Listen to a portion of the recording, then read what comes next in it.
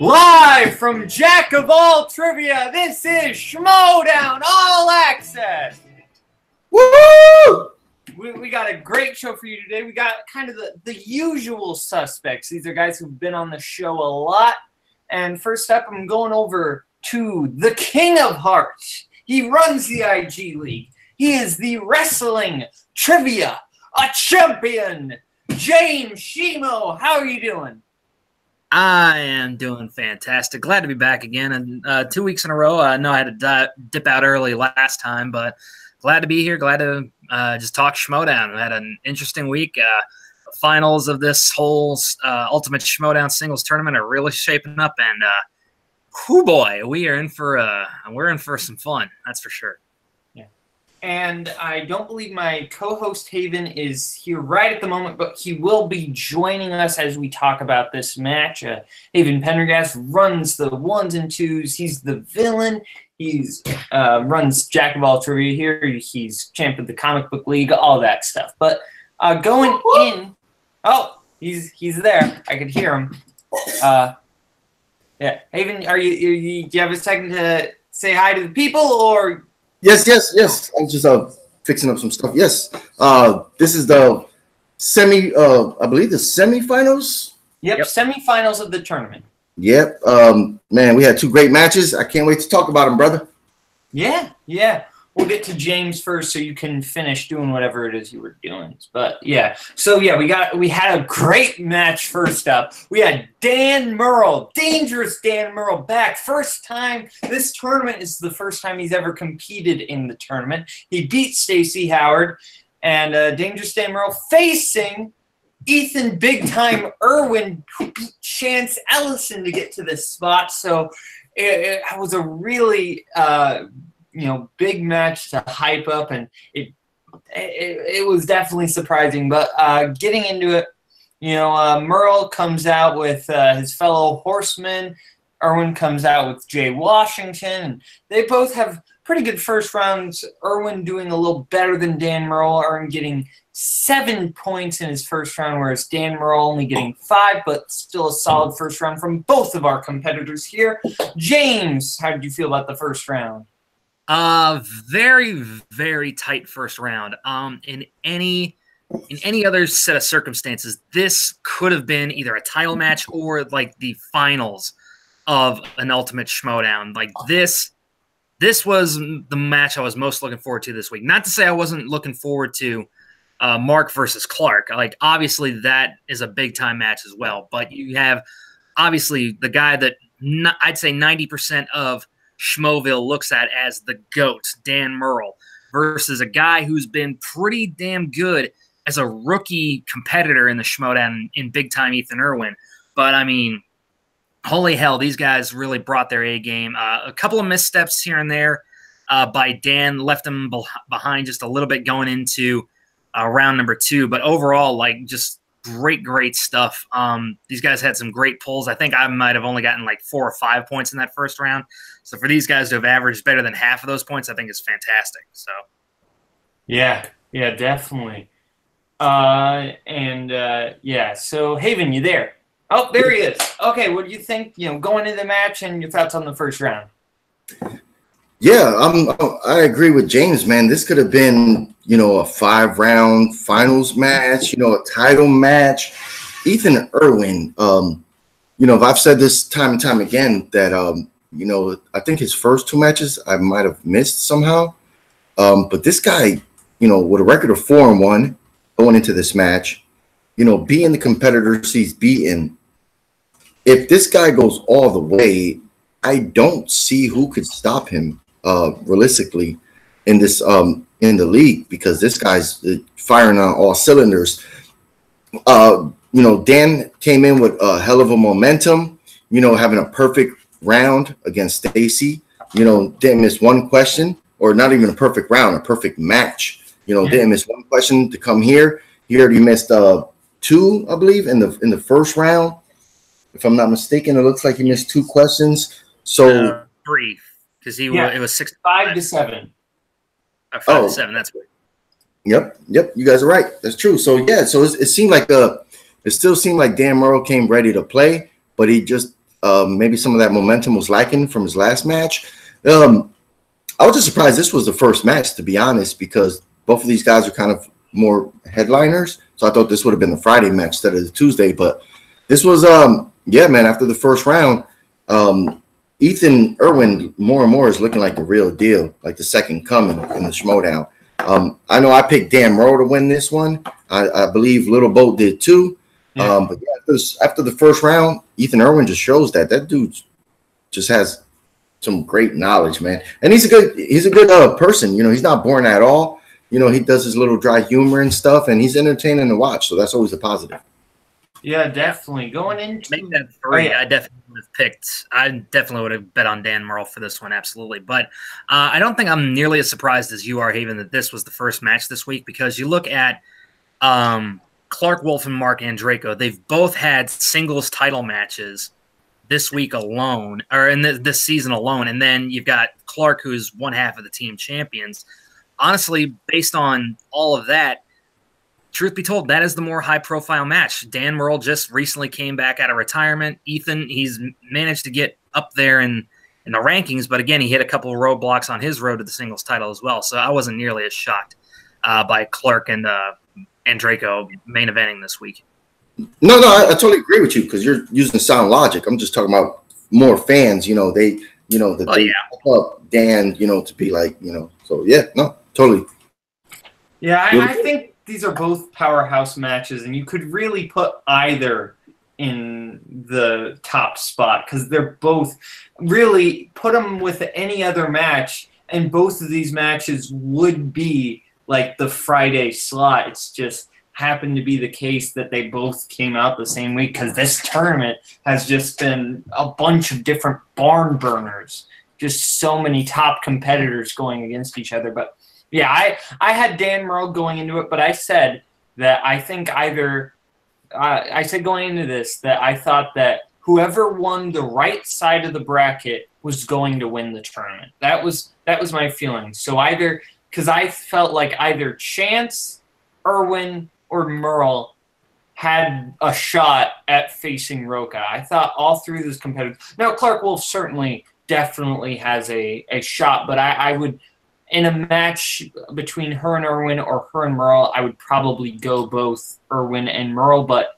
I'm not taking anything away from Clark, who definitely could end up defeating Irwin, as we'll see. And we'll probably talk about that later when we talk about her match against Andreyko. But yeah, both of these competitors. But yeah, first round, I expected Murrell to do a little bit better in this first round, since he only earned 5 points. And it definitely made me a little worried that Irwin might win, but still Irwin, they both, any other competitors, 5-7, that's a really good score. Just Murrell, it feels less than what we've seen him accomplish before, but it's still a good score. Moving on now to round 2 of the match. Big time Ethan Irwin spins first. He gets category of dramas. He does very well with that, bring his total up to 13 points, getting 6 points in that round. Then Dan Murrell, Dangerous Dan Murrell, goes up, and he gets Oscars, and he does pretty well in that, getting 5 points, bringing his score up to 10. And both those competitors go 10-13 going into round 3. Haven, what were your thoughts on the second round?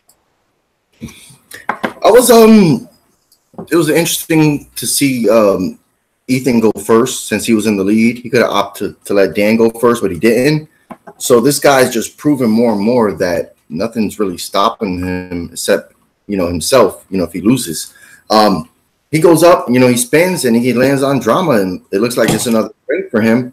You know, he accepted it. You know, he looked at the wheel for a little bit, you know, a couple seconds, thought about it, but, you know, he took drama, did really well. You know, Dan Murrell, it's a realization that I'm seeing now, because I don't remember this happening. I guess it always does, but when I start looking at the second round after one person goes up, you know, like when Ethan was done with his, it was 13-5.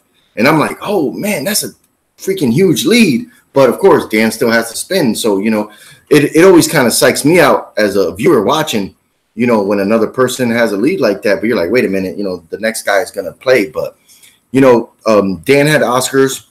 He did really well. I mean, I guess he did okay. And, you know, for 4 questions to get 5 points out of 8 points total is not too bad. But, you know, to be still to still be trailing by 3 points going into the third round, you know, that's what he was trailing by in the first round or at the end of the first round, at the end of the second. So you kind of seen that, you know, this might be going Ethan's way. Yeah. James. Yeah, I'll slightly agree with Haven in a lot of. It is definitely different watching Dan Murrell play from behind. We're so used to him having those like commanding leads when he was the champion, to where it seemed like it was almost insurmountable that anyone was going to come up against him. But I think Ethan made the smart choice going first, because at that point, once he answers and if he's got enough of a lead, which he did at the end of his round, you make the opponent chase you. You put the pressure on them. So, and that added pressure sometimes mentally can actually, you know, incapacitate an opponent. So I think it was a smart play by Ethan. But yeah, and it's interesting to me that when Dan Murrell spins, if I'm not mistaken, he got spinner's choice and he chose Oscars, which is an interesting choice. I didn't know that he would necessarily pick something like that. I figured he would have gone with something that was a little more in his wheelhouse that we know of. I mean, I know there are a handful of competitors who have a strength in Oscars, but I didn't really believe that Dan Murrell was one of them. But he does well enough to get himself into a 3-point game, which is not an insurmountable task in a round 3 setting. So overall, I guess it worked out in a sense, but ultimately in the end, it didn't really help him that much, I suppose. Yeah, I thought it was kind of odd that he picked Oscars, and that, you know, he first getting spinner's choice, he didn't get that many points in. That you would expect was Dan Murrell getting spinner's choice. I'm curious. Yeah, one thing I do want to point out, I usually don't always like to point out individual questions, but I'm curious. It would just seem funny to me that both these competitors missed this question, and I knew it. Jack Nicholson's first Academy Best Lead Actor Academy Award nomination. Did either of you guys know it?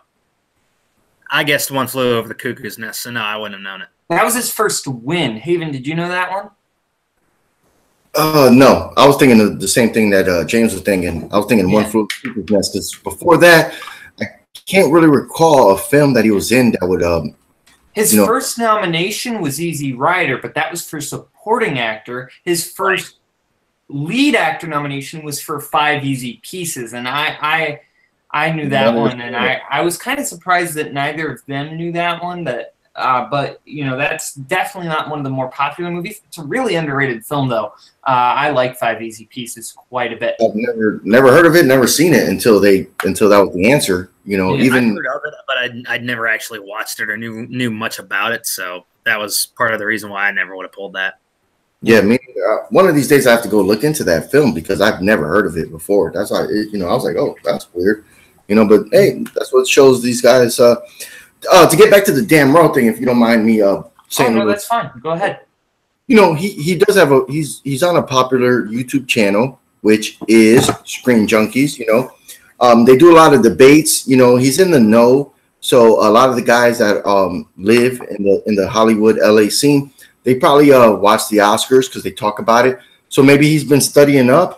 You know, so I wasn't surprised he took this one, maybe a little at first, but maybe he wants to be more of a well-rounded player, you know, and if he's going to keep competing, maybe he wants more things where other people, you know, in case somebody, you know, in a future match gets you know, opponent's choice on him, you know, they're looking at the wheel and like, oh shit, man, this guy's so well-rounded, you know, nothing's a weakness. So I give him, you know, I applaud him for taking that, you know, and he did well in it, you know, so. But yeah, he's probably studying up, and he's always talking about movies, and he probably watches the Oscars and then talks about them. So it seemed like a natural choice. Yeah, you know, to me, it's one of those things, like, if he spun it on his first spin and took it, I wouldn't be surprised with that. Just choosing it with spinner's choice when there are different things on the wheel, that's where I'm a little surprised at that. But you never know, because sometimes you could get, if they maybe were all best picture questions and related to that, he might have gone a perfect round. You never know. Just because that also is kind of broad. I do want to break down quickly Ethan Irwin's decision to stick with dramas, because that's a very risky move that paid off for Ethan Irwin, because dramas is such a broad category. There are so many films that you can stick in the category of dramas, to where that's a really risky move to go with it, and that really paid off for Irwin. So I gotta definitely respect him for that. But, yeah. I totally agree with that, brother. I think it's, when you're playing, because I do the same thing sometimes when I'm playing a match, when it is multiple choice options, which there's not too many that I've played in lately, but when I'm playing the comic book league or in the IG, if I land on something, if I go first and I land on something that's not in my wheelhouse, I'll probably pick it just to throw the other player off, but both of these guys just seem like they want to be more well-rounded, and maybe they're just showing other competitors like, hey, there's nothing that's going to stop us from winning matches. And, you guys can't think that I only know this and this, so it's good seeing that. Yeah, fair enough. Okay, let's move on now, unless anybody has anything else they want to say about round 2. Nope. Okay, then let's move on to round 3. And it was pretty short round 3. Dan Murrow goes up. What Funny Man took a dramatic turn as a troubled salesman, Barry Egan, and Punch Drunk Love. Pretty easy, but it's a 2-pointer. He gets that one right. Adam Sandler. Then Dan Murrow goes up again. Who played Dirty Steve in 1988's Young Guns. He guesses Emilio Estevez, but doesn't get it right, because there's a lot of, if you haven't seen the film, there's a lot of actors in that, so it's kind of tough to guess, but he gets that one wrong. And then who directed 2012's The Bourne Legacy starring Jeremy Renner? He needed that for his 5-pointer, and he couldn't get it. So Irwin won the match by TKO. Very tough fought match, but didn't work out for Dan Murrow. Seems like that's 2 TKOs now that he's gotten this season. But definitely rough. So, Haven, what were your thoughts on round 3 and the match in general? Oh man, this round 3, I can't blame Murrow for this, because those 2 questions, excuse me, he got his 2-pointer one, which was a fair question, relatively easy. They categorize it as romance, which I'm like, I wouldn't call Punch Drunk Love a romance film, but I think whatever. It's a romance. I don't know. It seems like to me, it's a drama. It's just a bland ass movie. Like, I've watched it one time and I'll never watch it again. Like, I love Punch Drunk Love, but I think it's a romance because it's about him and Emily Watson, and it's kind of like them. I mean, it's him. But that's the case for all. Like, that's the case for all Adam Sandler films. He's always, every film he's single. And then except the twin fucking movie, but usually than that, he's always the single ugly guy that gets a hot chick, but that's neither here or there. But yeah, it just, to me, most Adam Sandler movies are terrible. I don't think Punch Drunk Love is one of them, because I think that's a really kind of sensitive, darker take on the typical Sandler formula. But that's a discussion for another time. Yeah, because he didn't write. I don't think he wrote that. I don't think he directed. No, that was Paul Thomas Anderson. Yeah, and his movies are hit or miss. Like, it's either you love him or hate him. But anyway, his 3-point question could have been a 5-point question, because I write questions here, and when you have a cast of characters in a film, and they all have different names, obviously they're gonna have different names. If you're not gonna ask the 2 or 3 main leads as a question, and you're asking for some obscure character from a guy that his filmography probably didn't take off, or died down, that was a hard one. Like, who the hell remembers Dirty Stevens, whatever his name? Dirty Steve. Yeah, Dirty Steve. Like, you think, when you think of, and he, I I could tell that he knew that his answer was wrong because Lou Diamond Phillip, he played I think he played the Indian guy or whatever, in the film. So pretty much, one of the guys that was already having success in Hollywood. And then you think of Emilio Estevez, those two guys, so you're like, okay, you kind of remember who they played. If they said the name of those guys, you'll be like, okay.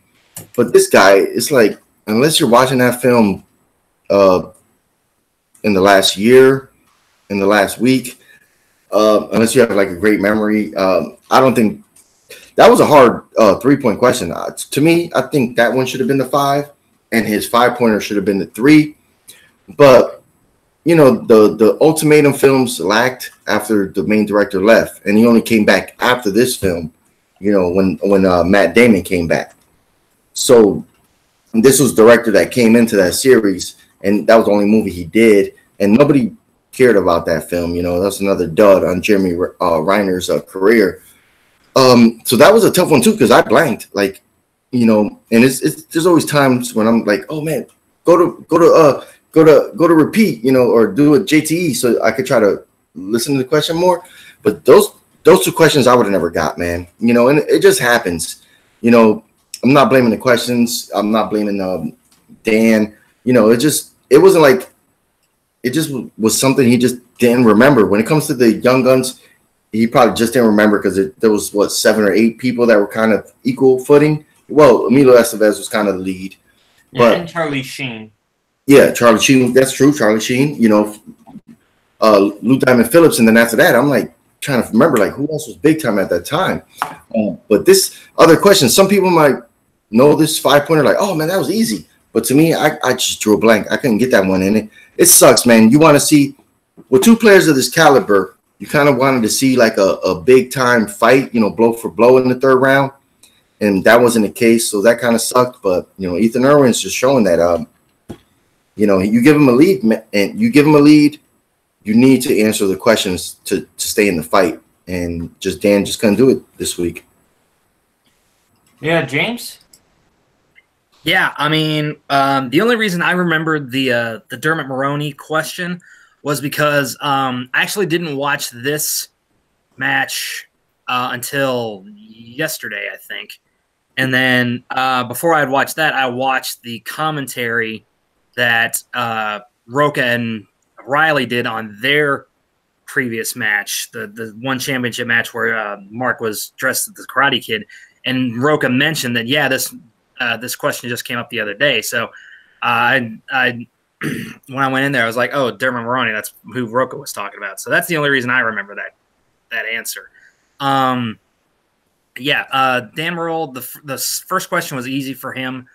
And honestly, the only reason I knew that is once they said Punch Drunk Love, I'm like, oh, it's Adam Sandler, because that's like the only dramatic movie I think he's been ever really recognized for in the last number of years.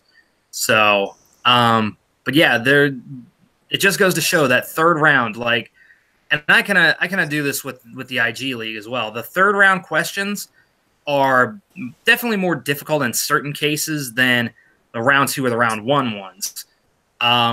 So that 3-pointer probably could have been a 5-pointer in another situation, but I guess it's all subject to knowledge and things like that. That would have been almost a 2-pointer to somebody like Roca, but not necessarily to somebody else who happens to be a little less well versed in westerns. So, but that's the way I just look at things with that. And then I mean, it's odd to see that Dan Murrell gets TKO'd by a rookie like Ethan Irwin. So, I mean, that now we know Ethan Irwin moves on to the finals of the Ultimate Schmoedown. So, I mean, more power to him. And obviously, Jay Washington's doing his, bye-bye birdie, put on a happy face gimmick at the end because he's just glad he's got a winning competitor for once.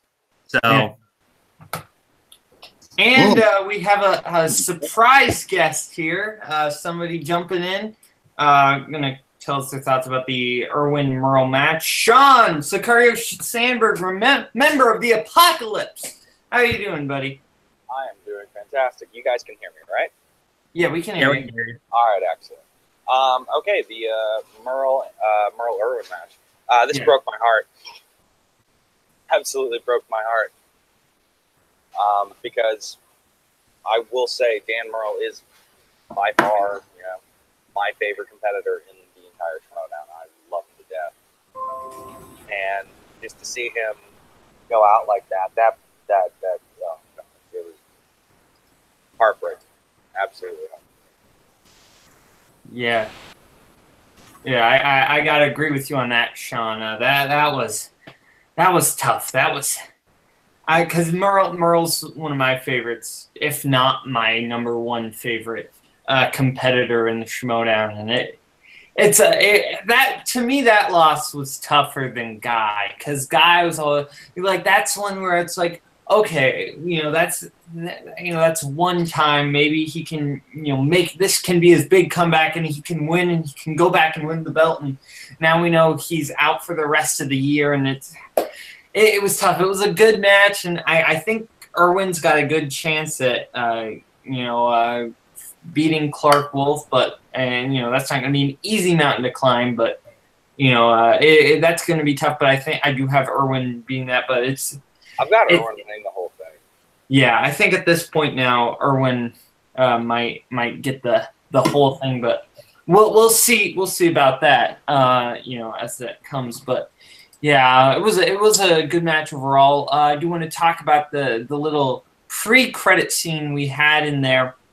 We had Thad Williams coming in, and we had a bit of a surprise because lawyer Paulie G, who we saw briefly talking to Mike Kalinowski in one of the credit scenes, now coming in talking to Thad and being like, "Okay, you have to win the Commissioner Bowl, or else it's all gonna go crazy." So, do you guys have any takes on that as far as where that's going to go storyline wise?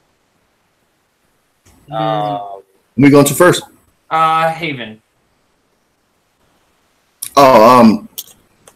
This was cool seeing a new character. We've seen him a couple times before this, joining the league. At the very tail end of the year. I was going to talk about the interviews at the end of the matches, but this thing was interesting because Thad is getting pulled in so many different directions right now by so many different people. I really think that dude's gonna snap at the spectacular. This is a whirlwind for him, man. I can't really. I'm glad I'm not in his shoes right now, because this guy's so many demands, so many different people trying to get him to do different things. This is another interesting wrinkle in the thing. Even though we haven't seen Mike Kalinowski in a little bit, we're seeing representatives of his come in and kind of cause trouble. So this was unique, and this character might be interesting to follow. We just got to see where it goes from there. For the first part, I don't even remember what the last part was at the end, because there was another scene. There actually wasn't. I thought there was another scene. No, you're right. But not after this match. It's in the next match. There are two scenes. You're right. Yeah. James, do you have any thoughts? Not really. I mean, I could sit here and speculate till the cows come home about what this means and this, that, or the other. Is it fun to watch Thad squirm? Abso-freaking-lutely. But overall, like I said, I'm just waiting to see how this pans out, who this guy represents, whether it's just corruption or if it's somebody behind the scenes pulling the strings on corruption. I'm eager to see how this plays out, and we've only got a little while left until that spectacular, so it should be wrapping up fairly nicely here in a handful of weeks. So I'm looking forward to it. Sean, any thoughts? Well, from what I gauged from this whole thing was that it wasn't even necessarily Kalinowski pulling the string. It was actually him. So if he's the guy that, if their storyline that they're going with is that he was the guy that masterminded all of corruption and basically messing with the entire league, then we're talking about a character that plays a way bigger part than essentially we've actually been led to believe. I think it's going to be absolutely phenomenal if it turns out to be the case for that being said, the acting in that pre-scene with Thad, I've seen better acting in porn parodies. Like, I'm not gonna lie, it was really bad. Like, really, really bad. I'm a lawyer. Nobody likes me. Like a fucking guy. I think it's supposed to be kind of intentionally cheesy. Oh, I know that. But Yeah. But we'll get to someone absolutely just not giving a shit and actually playing it way better when we talk about the next match. Yeah. As far as my thoughts on this, it could be Paulie G is like the end all be all of corruption. He's really the mastermind, but you know, lawyers typically are always working for somebody. You know, and so I think there's another third person we haven't seen. And if I had to pick a person, if I had to guess somebody who I thought was the real kind of person masterminding all this corruption, I think it's still Miss Movies. I think Brianne Chandler, because there was that weird thing where she was telling Emma that, okay, Tom Dagnino signed this, so you should sign it. And then she tells Tom, well, Emma signed this, so you should sign this. So she lied to one of them. So there's something weird, something fishy going on with Brienne here. So I think either she's got her own little thing going on, or she's really the mastermind of corruption. One of those two things, I think, is the case. But we'll see that come to head at the Spectacular, I bet. Well, yeah, because lawyers only work unless somebody hires them. So, you know, this guy was hired by now, this could be a lawyer who's just, you know, that's the case, but he's not doing pro bono work trying to take over the Schmoedown.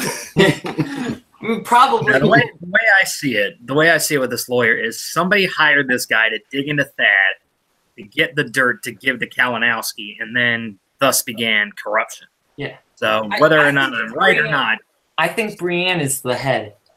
I really do. But we'll see. Yeah. So now we'll move on to the other match of this week. We got Clark Wolf versus Mark and Draco. These are two members of the Five Club going head-to-head. And their round one entrance was really nice. They both came out together with the other two members of the Five Club right alongside them, you know, showing that, you know, we got no bad blood. It's just, you know, coming out strong and going against each other, but just so that the better player can take on and win the belt. You know, definitely a lot of positivity in that one, but it was definitely a close round one. Clark Wolf getting 5 points at the end of round one, and Draco getting 6. So both competitors doing very well in that first round. Sean, thoughts on the first round and your thoughts going into the match? My thoughts going into the match were these are two absolutely stellar competitors. I had Clark Wolf as my pick to win the match, but the first round was way closer than I was expecting. If I'm not mistaken, it came out with 4-4 as the final score. 5-6. 5-6, that was it. But yeah, absolutely phenomenal by both of them. Yeah, definitely. Both competitors being very, very fierce and very strong in the first round. James. Yeah, going into this match, I had picked Clark Wolf as well, although honestly it could have gone 50-50 with both of these competitors. Like I said, they've both had championship matches within the last couple of months, so it honestly could have gone one way or the other, just depending on, you know, how the fates decided it was going to go. But yeah, in the end, like you said, neck and neck for most of the round, going blow for blow, hitting the same shots, missing the same shots until we get to that final question where Andraco pulls out Tron and Clark just can't pull it. So, I mean, it was literally it was that close throughout this entire match.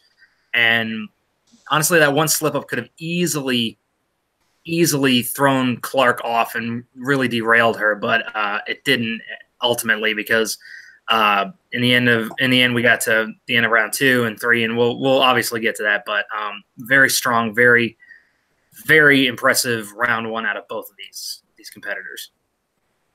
Yeah, definitely. Haven.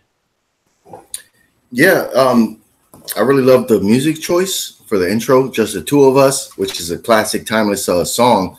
You know, there was a, you know, if the world ended, you know, and people had to list 100 songs for a time capsule, that would be one of them. So it was really nice seeing them, you know, come out and, you know, together as a unity, as a team. You know, I really like the production that they're doing, like doing the recaps, you know, showing audience members, new and old, like how the Fight Club came to be. You know, when Draco pulled the mask off, he was the first one to be indicted into the Fight Club.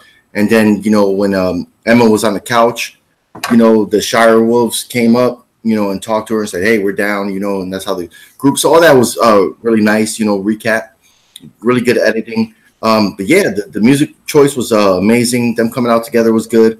And it was you could tell that the team has love for each other. You know, we seen videos of them or clips of them studying, and for them to keep getting the same questions wrong was nice, you know. And the Tron one, I got that one right, you know, to be honest. You know, surprising that Clark missed that one, because at first, you know, sometimes when I hear the question, I got to repeat it to myself. And I was like, what the fuck are they? And I was like, oh, you know, Tron, because of the stupid bikes, you know. So it was, yeah, so to see, you know, because I believe, well, to me, I have Clark Wolf higher in my rankings than I will have Mark Andrenko. So to see him have the lead going to round 2 was impressive. Yeah, definitely. Yeah, I will say though, as far as the song choice, while Just the Two of Us was a good one, since the whole Fife Club was coming out at once, I thought it'd be even funnier if they came out with "We're All in This Together" from High School Musical. I would go with You're My Best Friend by Queen, but that's also excellent. Yeah. Yeah. That'd be pretty funny if they came out to that and like had all the costumes. That'd be funny. But yeah, but I think going in, I had Clark given the slight edge, and Draco has pulled off some impressive upsets this season. You know, when he beat Ethan Irwin, I had Ethan Irwin winning that one. He beat Ethan Irwin. When he beat Drew McWeeny, I had Drew McWeeny winning that one. So, and Draco, you know, had set a precedent to where he had made some major upsets this season. But I just thought Clark Wolf had, you know, has such a strong trivia knowledge that she's definitely one of the top competitors. There's definitely been some times where these tournaments she's gotten out earlier. This is the first time she's made it past the first round in one of these singles tournaments, but she's definitely played very, very well. Moving on now to round 2, and Draco goes up first. He gets Sandra Bullock, does pretty well with that, brings his score up to 11 points, getting 5 points out of possible 8 in that round. But Clark Wolf does get a 2-point steal, bringing the score 7-11. Then Clark spins, gets opponent's choice, and gets musical, and Draco gives her musicals. And she actually does pretty well, bringing her score 13-11 at the end of round 2. James, what were your thoughts on the second round? Yeah, I thought this was a very interesting round for me because obviously we know how much Clark is a fan, and obviously the strength of hers is Sandra Bullock, and Draco does very well. And Draco, with opponent's choice, gives Clark musicals. And even then, she does very well. Doesn't really give in. And it's interesting that he gave her that category, but then missed the opportunity to steal on Peter O'Toole, which I completely guessed that one whenever it came to multiple choice. So I would have managed at least 7 points in that round. But, I mean, overall, like, you see exactly how strong both of these competitors are. And then that's what happens when you work with somebody as closely as the Fight Club does. You learn each other's strengths and you get better as an overall competitor, because they've probably had conversations about musicals and Sandra Bullock movies back and forth during any of those gaming night sessions that, you see Emma Fife training them with the buzzer and everything like that. That they've digested probably most of each other's knowledge on both of those subjects. So it just goes to show how well both of these players know each other, I would say, to get those categories that are the strength of the opposing player and to do just as well as they did in both of them. I think really speaks to the level of commitment that the Fight Club has to each other. Yeah, definitely. Sean? I think James basically just said it all. I mean, realistically, these two work with one another so much now that they know exactly where their strengths and weaknesses are. And as a byproduct, they're getting better through working. Now, as for the Peter O'Toole one, that's also the one that I had to guess myself. Otherwise, I wound up getting all these as well. Also, by the way, Little Boat, I love how you said Sandra Bullock, almost as though she's like an Indiana Jones villain. That was a thumbs up on that one. But overall, I think James hit the nail on the head completely. These two are clearly working in sync with one another in such a way that is really impressive, and they clearly know each other like beat for beat, pretty much. Yeah. I would not have gotten that question right with Peter O'Toole. I guessed Richard Harris because I knew he had done a musical before with Camelot. Yeah. So that's where my logic came from. But that good on both of you guys for guessing that one. Haven. Yeah, the Peter O'Toole question everybody's talking about, it was question number 2 in musicals. That was Clark Wolf's second question in round 2. I think Draco was being real sneaky, for some of the comments I've seen on the YouTube video and on Facebook. Yeah, they're friends, but at the end of the day, they're trying to win the match, and the match was respectable because they are on the same stable, But yeah, he took Sandra Bullock, which was surprising because we know that's Clark Wolf's strength. He took that, and then when it came to opponent's choice, he chose musicals, which he said time and time again that that's a strength of his. So it was a good round, but they were both pretty much neck and neck. It wasn't like going into the third round for me anyway, where I was like, oh man, somebody is the clear favorite. I think somebody's gonna they were both playing really well. They both played round 2 pretty good. They both got a nice amount of points. They went into round 3, what was it, 13-11? Or was it? Yeah, 13-11, right? So, 13-11 at the end of round 1. Round 2, excuse me. Yeah. Yeah, so, they both went into round 3. Nothing was discouraged. They both had a good round 2. So they were coming off that momentum, and they both, were confident to go in round 3. So, yeah, I was looking forward to round 3. Yeah, definitely. Moving on to round 3. Both competitors doing very well. But, and Draco goes up, and he gets in the category of comedy. In The Hangover, as a prank, the trio steals a tiger from what famous athlete? Pretty easy, 2-pointer. He gets it right. Mike Tyson. Clark Wolf goes up. What musician was kidnapped by the villainous Poppy in Kingsman: The Golden Circle? Clark doesn't get that right. The correct answer was Elton John. So she misses her 2-pointer. Mark and Draco gets a pretty tough 3-pointer, in my opinion. Who directed 2017's The Lego Batman movie? He gets that one wrong. Yeah. Hey, Clark actually went first, and she was the one that landed on. No. She was down. And Draco went first. No, he didn't. He was up 13-11. He was not. The score says it was 13-11. That was a mix-up. Yeah. Okay. That was Okay, a that's major you're right. mix-up on their part. Yeah. You're right. They ended up just switching up around the 2-pointers for Draco and Clark to where her last question in round 4, they ended up putting her 2-pointers and giving those to Andraco, but then it evened out because when Andraco got his right, they gave those 2-pointers to Clark. So No, you're absolutely right. My bad. Yeah, it was confusing when I watched it. You know, I heard people talking, but I didn't understand what they were talking about the score. You know, so you're right. Yeah, you know, it's probably really tough for those editors and to put that up there and get that right every week. So we really take that for granted. So I just want to give a little shout out to everybody who edits and does all the technical stuff for the Schmoedown. We thank you for that because that's really tough work. But I digress. Then Clark goes up. In this 2013 action comedy sequel, retired covert operatives are forced back into service to track down a portable nuclear device.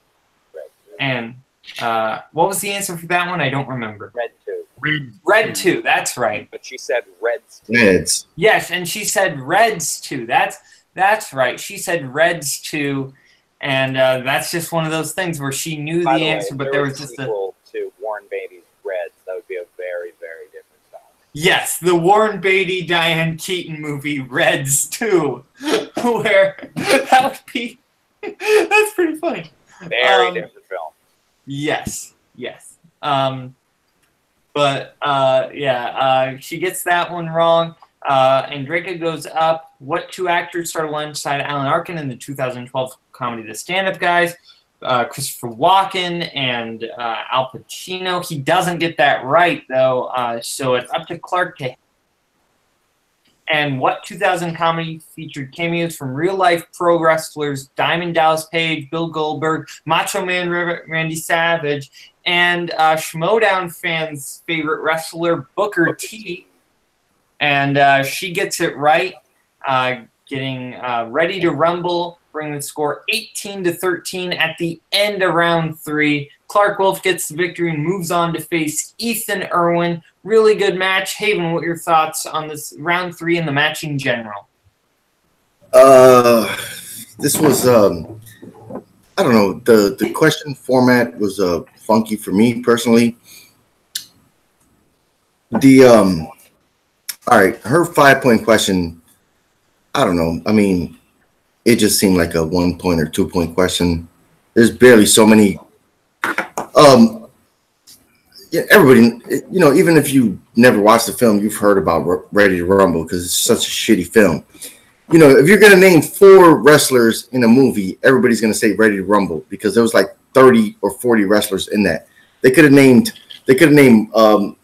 Mortis or John Cena was actually in the film too. There was so many people in that one that to me was a simple question for a 5-pointer. Her 3-pointer, the Red 2 question threw me off because that was one of the questions. Like if I was playing, I said, "Oh, let me get a repeat," because the category to me didn't match. Even though it makes sense, but Red was based on a graphic novel, which is a comic book. So if it was labeled as a comic book film, you know, I would have started going that route. But just from hearing the way the question was worded, I was like, what film are they talking about? Like, Jesus, like I was like trying to rack my brain, trying to figure out what it could have been. And when she said Reds 2, I think that's one of the things that maybe next year, if they ever do it, maybe because I do this when I play. Sometimes I talk to myself, you know, because you're in that moment where you only have a certain amount of time to get the question right. And, you know, she's like, oh, Reds 2.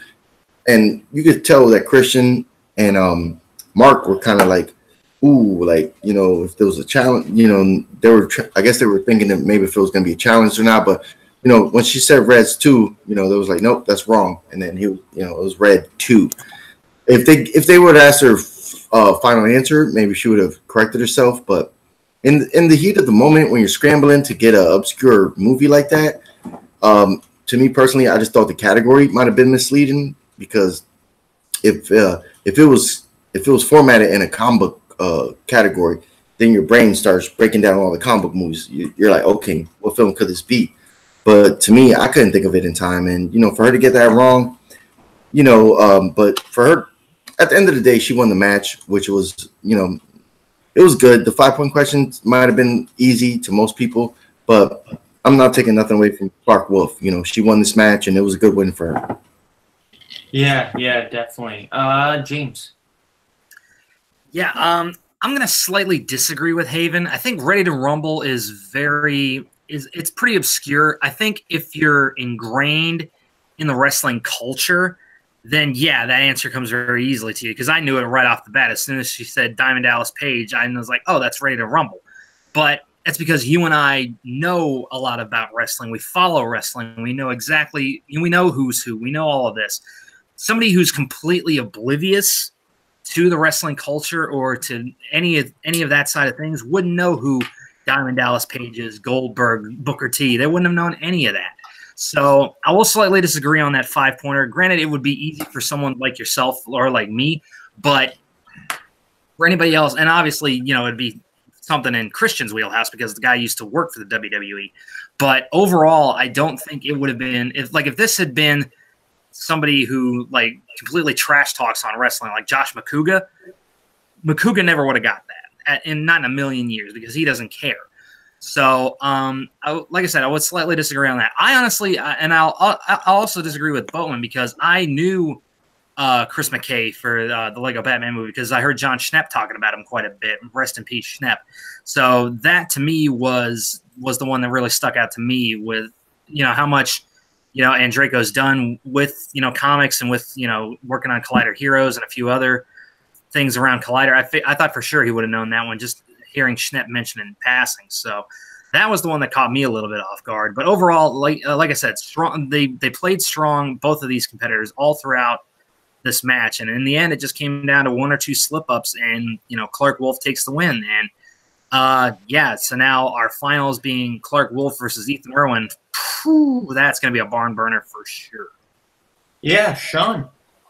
I actually agree with Haven, to be honest with you, on the Ready to Rumble, because I know who Jimmy King is, and I know the fact that it takes place in WCW. I mean, look, I know sweet fuck all about wrestling, but I knew that question, and that definitely, at best, the 2-point question. At best, in my opinion, you are fully, entitled to disagree with me if you choose to, but to me that was a 2-point question. Definitely not a 5-point. That was fair enough. Softball of a fun. I am going. All right, Sean, are you done? Also, the Chris McKay one. Yeah, I was surprised no one got that, or rather that it was asked to Clark, wasn't it? Or no, it was asked to Andreyko. No, that was asked to Andreyko. Yeah, I was surprised. I was surprised Andreyko whiffed on that one. That one really. But yeah, that's about one. Yeah. I'm going to agree with both you and Haven, Sean. I'm also going to agree with James, because here's the thing. If you would have asked me probably a month ago, had I heard of that question, I would have had no idea, because until about a month ago, I had never heard of Ready to Rumble, and it might have been a little before a month ago, but I remembered that a Ready to Rumble question had been asked in the Schmoedown previously, who starred in the movies Ready to Rumble. Yeah, it was David Arquette. That did get asked. What match was that again? What? What match was that again? I don't remember which match it was, but I feel like it was semi-recently. I think it was in the last couple months. I just can't remember who was in it. It was two.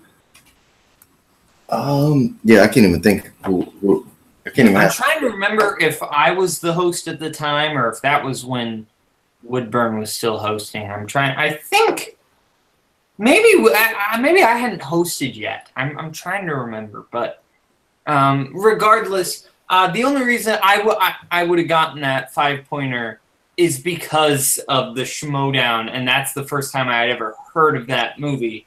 Because I think had that been the first time a Ready to Rumble question had been asked, then yes, I would agree with James. But because we've had a Ready to Rumble question before, which, you know, being in the Schmoedown, Clark might have been in the audience for that one. We don't know. But I think that one's, to me, a 3-pointer. Not a 2, not a 5, a 3. Like, that's where I put it. It's in the middle there. Because go either way, 2 or 3, I don't think it's quite a 5. But that's just me. And I know nothing about wrestling except for who Booker T is because of the Schmoedown.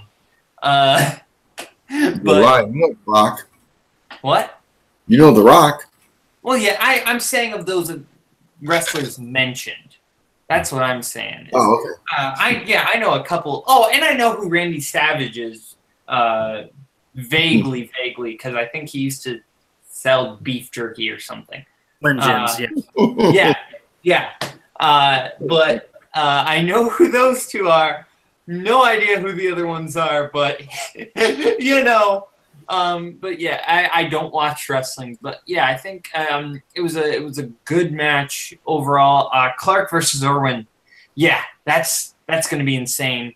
I don't know who's going to win. I'm giving the slight edge to Irwin, but it could go either way. It's like 51-49 Irwin Clark for me. That's going to be an insane match. But yeah, I do want to go into these post-match and pre-match. Yeah, I just want to say, I didn't bring it up earlier, and I apologize to you guys, but I think Mark Andreko's his 3-point question was a really hard question. The stand-up guys one.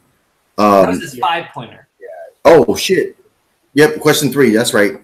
Question 3. It was his 5-pointer. That was a tough one, you know. So I don't want to take nothing away from his performance either. But yeah, that was a tough question, you know. That was a tough question. If you don't I couldn't pull Pacino. Yeah, I would have never pulled that either, you know. But you know, so they both played well. I just wanted to point that out, that was a tough question too. Yeah, I wouldn't have got that question if I hadn't watched it a couple months ago. I was mixing it up with a couple of those other movies where a bunch of actors in their 70s and 80s go out and do something. So I was mixing it up with Going in Style and Las Vegas, because those 3 movies all seem kind of similar to me, and they have some of the similar actors. Alan Arkin is in Going in Style, and and then Morgan Freeman's in Las Vegas and Going in Style, and Walken's in Las Vegas, and Stand Up Guys. So it's all, yeah, I get all 3 of those movies kind of jumbled together. Vegas. I just watched that. Oh, sorry, what, Sean? Walken is not in Las Vegas. Michael Douglas, Morgan Freeman, Robert De Niro, and Kevin Kline. Oh, that's right. Walken isn't in Las Vegas. That's right. I don't know what I'm thinking of then. I'm probably just thinking of the stand-up guys. But yeah, that's my bad. Yeah, Walken isn't in Las Vegas, but excuse me. Now I'm gonna get kicked out of the apocalypse for that. Kidding. You're this close, Boatman. You're this fucking close. But yeah.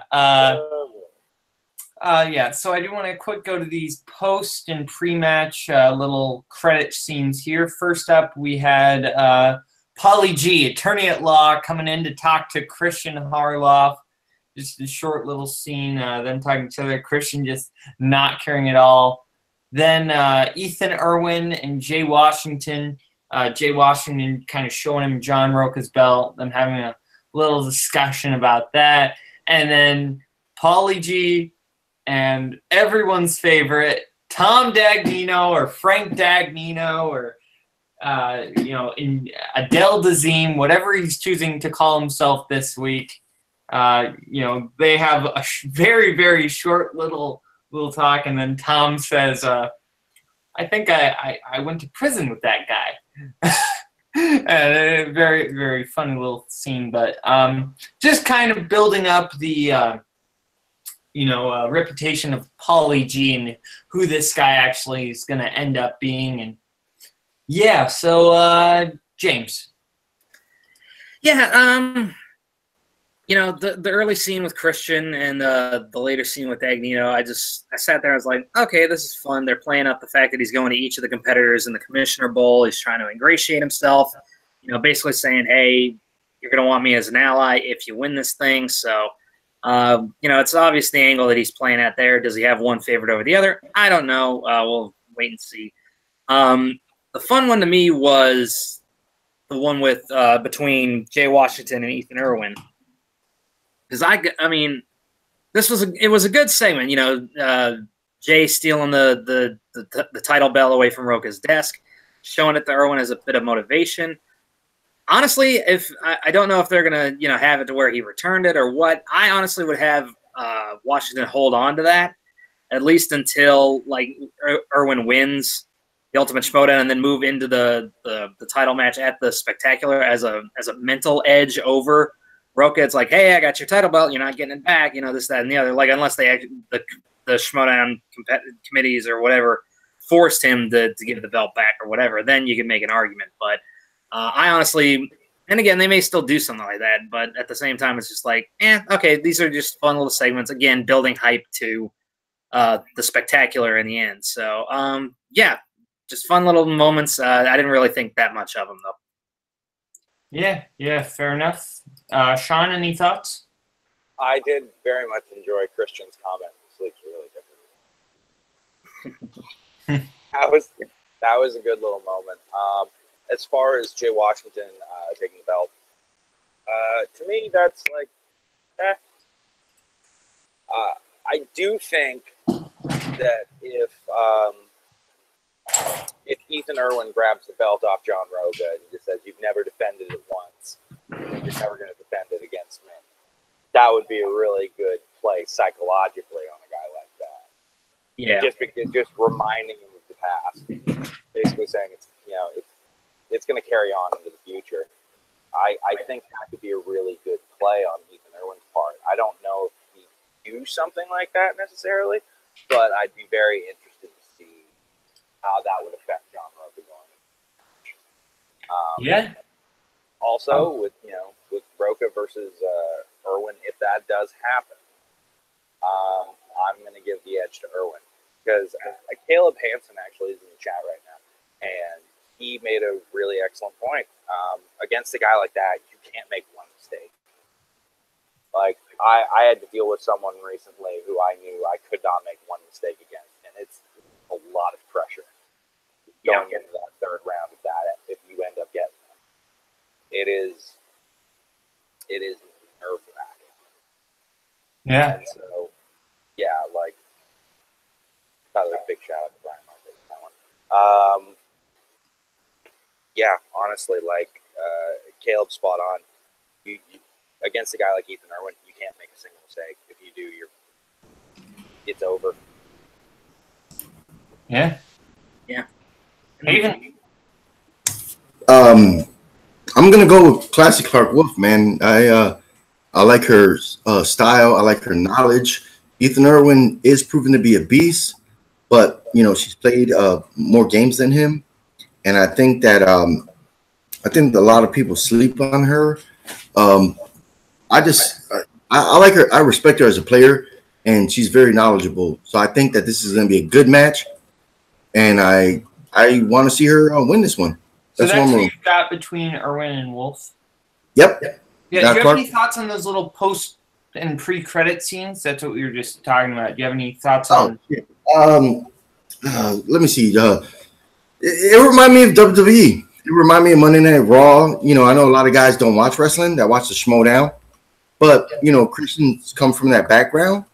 But yeah, it reminded me of a segment backstage at a WWE show, which right now a lot of fans are not happy with WWE. But in the Schmoedown, people are like, "Oh, this is cool," and he was getting a soda pop. The lawyer came, introduced himself. It was okay. I can't honestly recall the other two were Irwin and Jay, and then Tom and Paulie G. All right. The Irwin and Jay one, I think that if Irwin loses this match against Clark, I could see him, getting rid of Jay. Jay pretty much stole the title, try to have Ethan touch it. Ethan is a better person than that, so he was just like, "Nah, I'm not going to do that." Oh, it looks like Sean left.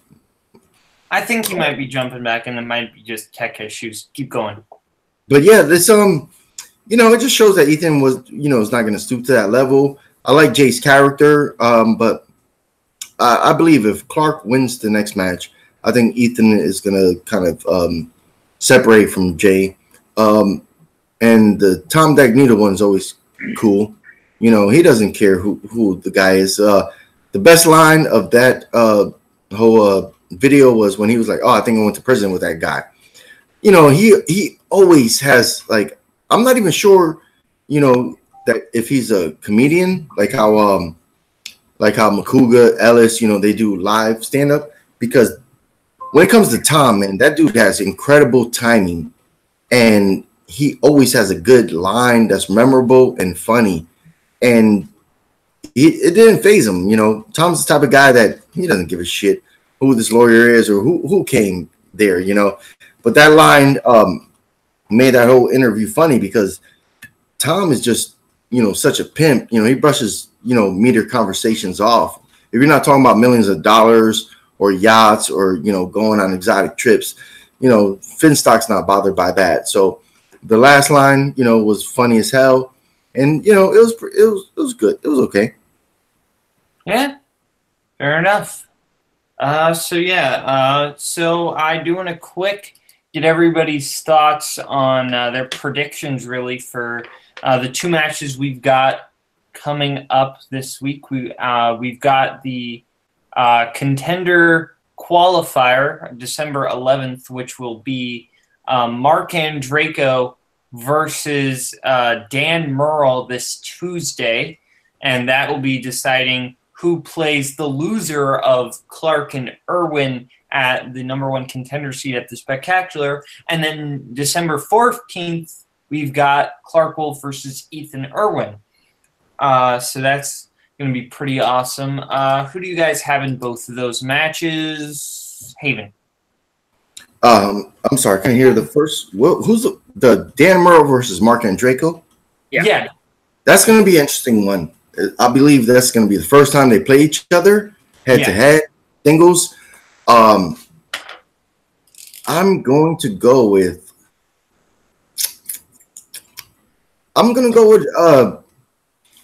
everybody's going to pick Dan Murrell to win that, which he should. If he plays the way he should play, if he played the way he played against Stacey Howard, he's probably going to win that one. But I'm going to go with Andreyko because Andreyko's been able to pull upsets before. And Draco's a type of guy that a lot of people do sleep on. A lot of people do respect. But I think there's something missing about him that if he gets this win, it could catapult him to next year to do, to really be in contention. Well, yeah, if he wins, he gets to play whoever the champion is in January.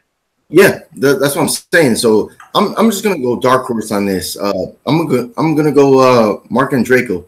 But I, to be honest, if I'm not going by my heart, if I'm going by my mind, I could see this match being won by Dan Murrell the same way it was won when he played Stacey. But I'm gonna go all out, and I'm just gonna pick Mark for that one. Excuse me, I should correct myself. It's actually he has to beat Dan. Andreyko would have to beat Dan Murrell and then beat the loser of Irwin and Clark Wolf. Just want to correct my misstep there, but yeah, James. As far as Dan Murrell versus Andreyko goes, I've got to go Dan Murrell on this one, just because I feel like he's been more consistent when he was champion and things like that. Granted, since he's come back, he's had a few missteps, but like Haven said, if he plays the same way in that match as he played against Stacey Howard, Andreyko's done. Granted, I like Andreyko. I think he's a great competitor, but I mean, it's Dan Murrell. I've got to stick with what I know, and I think Dan Murrell is the one to go with on that one. As far as Clark versus Irwin, while in my heart I want to say it's Clark Wolf, I'm gonna go with Ethan Irwin just because, like Sean said, you cannot give that guy any kind of a lead in any match. If it comes down to one missed question in round one, like it did with Clark and Andreyko, Ethan is just going to pounce all over that. There is no way he's going to let her forget that she slipped up. And more importantly, he's not going to let her catch up at that point. So just for that, and just the fact that, again, aside from like the one or two missteps that Ethan has had, I've got to go with Ethan Irwin. It's just the logical choice for me. Yeah, good enough. Sean. I will go with Ethan Irwin to beat Clark Wolf, as I said previously. Yeah, you give that guy an inch, he'll take it a mile. He's just shown that over and over and over again. It's like, you know, this is a fairly cliche sort of analogy to make, but to me, he really reminds me of, like, in terms of like trivia, if I had to make an analogy to someone he reminds me of, he reminds me of like a prime Mike Tyson. Because one wrong move, and that's your ass. Like, you cannot afford to make a mistake against him. Yeah. Now, as for the second match, oh God, I can't believe I'm doing this. Dan Murrell, you will never see this. I'm well aware of that.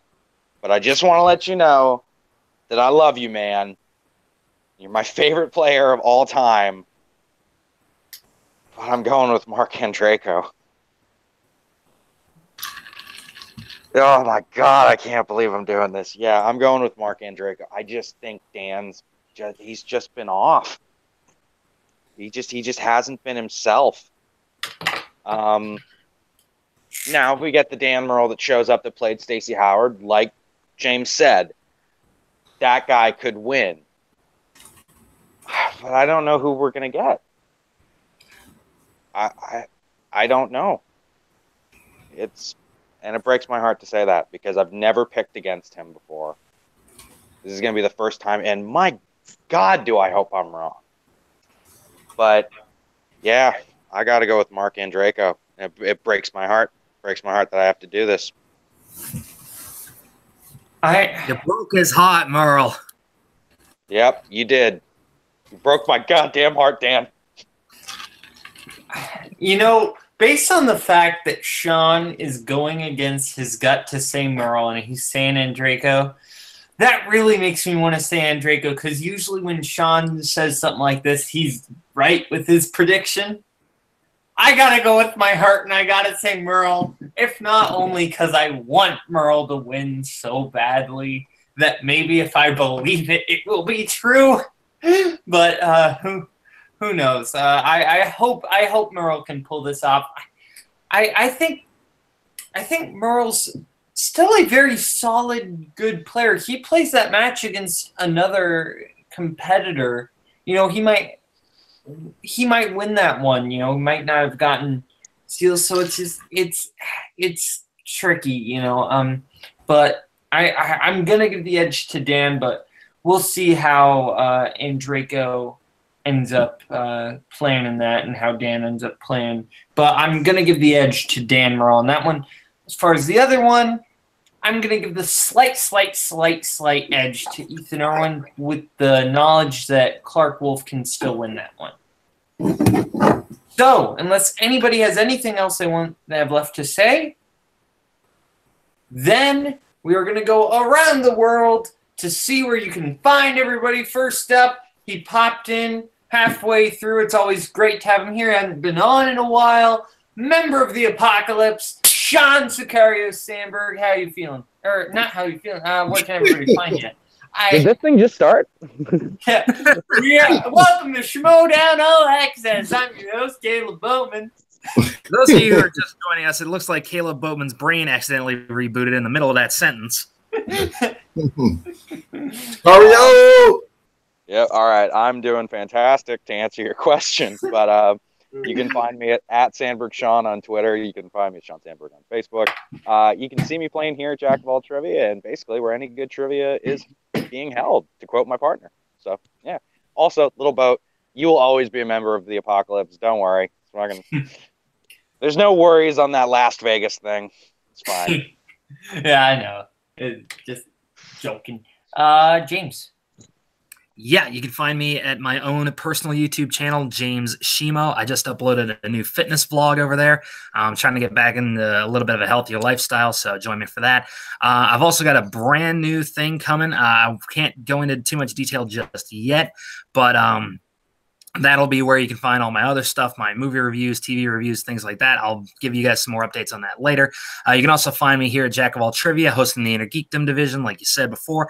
Also holding the championship for the wrestling division, and of course competing in the movie division, where I constantly get my ass kicked, but it's all part of the fun. But yeah, you're gonna find me in all of those situations, and yeah, look, thanks for having me once again, and look forward to being on next time. Yeah, Haven. Oh, of course, you can find me on Facebook at Jack of All Trivia. That's how we become friends, how we get to know each other, and of course, I'm always on any Schmoedown Facebook page. You know, it doesn't matter if it's Collider Live or it's the Movie Trivia Schmoedown or it's any other if it's the Mara page or the Top 10 page or the Wild Berries. You know, I'm always there. You know, I'm always doing a comment, you know, or making a post. But and of course, you can find me on YouTube every week at Jack of All Trivia. Yeah. Okay, yeah, you can find me here on my channel, Caleb Boatman. I want to post some stuff soon on that channel.